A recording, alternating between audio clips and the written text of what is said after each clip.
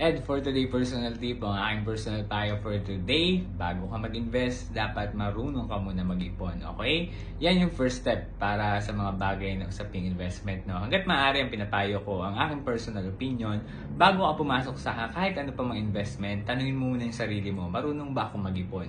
Dahil kung marunong ka mag-ipon at meron kang savings, like for example, 1 year ka nag-ipon, 2 years, ibig sabihin niya marunong ka na rin mag-budget, marunong ka mag-manage ng expenses mo dahil nga nakakapag-ipon ka. Diyan na rin papasok yung part na pwede ka na mag-invest dahil nga alam mo na kung magkano ang pwede mong i-invest o magkano yung extra amount mo na pwede mong ipasok sa ganito. Kumbaga, dahil nga marunong ka na mag-ipon, no? Kumbaga, mauuna ang pag-iipon bago ang pag-i-invest. Para sa akin, personal yun yun yung naiisip ko, yun yung nire-recommend ko na dapat matutunan mo muna ang pag-iipon bago ka pumasok sa kahit ano pa mga investment. Okay? Yan lang yung personal payo ko ngayong araw. Kung nagustuhan mo at sa tingin mo makakatulong sa'yo, baka pwedeng pakilike and share ng video na to.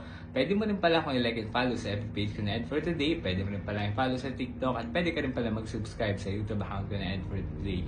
At kung nagustuhan mo tong content na to at sa tingin mo makakatulong sa'yo at sa marami, in-encourage kita na i-like and follow mo ako dito sa FB, dun din sa mga nabanggit na channel, no? Para updated ka sa mga content na pinopost ko. Yun lamang, salamat!